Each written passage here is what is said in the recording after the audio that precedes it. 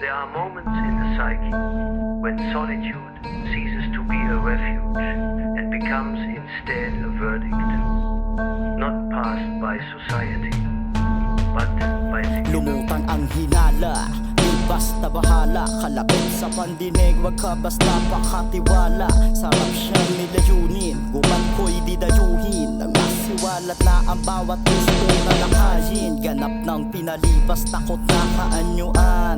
Tuloy sigat pumasok ng iyong masaksihan. At ang kang paikutin, kinasasabikan. Sa kalalabasan, eto di lalasan upang palabasan. Kapos na ang leeg, bitin sa lupa ang paa. Malayo sa syudad, pakita dinala. Walang makarinig, di na maisasalba.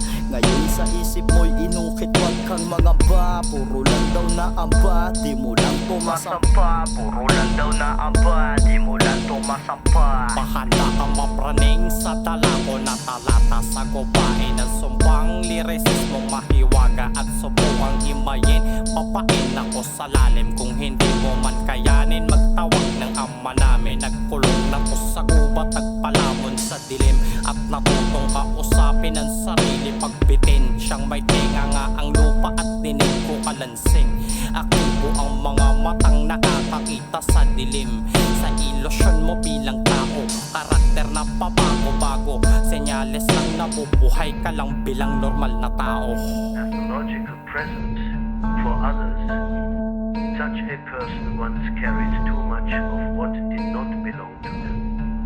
Absorb moods. Tigang ka lang na lupa, diniligan ng awa. Nabulag sa liwanag na natatamasa. Nakulong sa ilusyong hirap kang makalaya. Galit kailan hupa, gising na ang pandiwang parirala. Wag ka man ito, ginto tinutunaw, di lang basta palaso. Ako ang kabalyero na galing kagubatan. Kalaban ko ay agad aking pinapastang. Sa talim ng espada di na tila humihiwa. Sa dami na kinitil, agad din ako ng hina. Lusak na ang putik na inyong tinatapakan. Namoy ko na yung burak na inyong hinahawakan. Kumunoy bitag na inyong kinalagyan. Tignan mo naman kung gano katangang nilalang binomba ko. Mga tanga gamit tinipong salita.